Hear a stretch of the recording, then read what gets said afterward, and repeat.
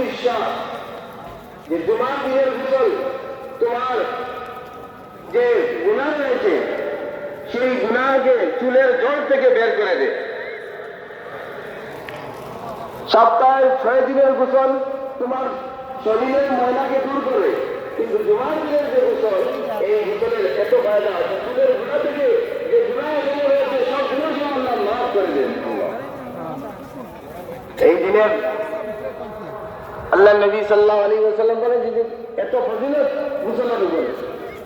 দ্বিতীয় বলেছেন যে এই দিনে ভালো করে গোসল করবে,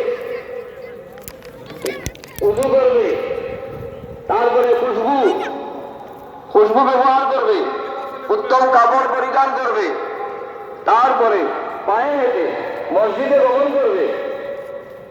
আর মসজিদে আসার পরে কোন মুসল্লির ঝাড় টপকাইয়া আগে না আসে, যেখানেই জায়গা মিলে সেখানেই বসে পড়ে, তো আল্লাহ আর আরেকটি কথা বলেছেন যে সেখানে বসে কোনো লঘু অনর্থক কোনো কাজ করবে না, অর্থাৎ চাটাইয়ের সাথে হাত দিয়ে খেলবে না।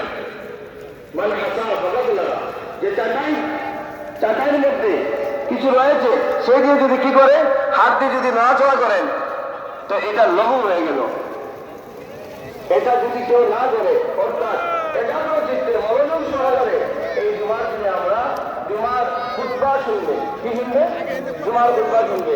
তো আল্লাহ সুবহানাহু ওয়া তাআলা তাহাকে কি দিবে যে তার প্রতিটা কদম, যে নিজের বাড়ি থেকে যে কদম আমরা নিয়ে যতটা কদম দিয়েছেন, আর এই জুমার তৈরির জন্য যতটা কদম আপনার পড়েছে, প্রত্যেকটা কদমের বিনিময়ে 1 বৎসরের রাত্রের ইবাদত আর 1 বৎসরের দিনের বেলা রোজা রাখার ইবাদতের সওয়াব আল্লাহ রাব্বুল ইজ্জত দান করেন। আল্লাহ সুবহানাহু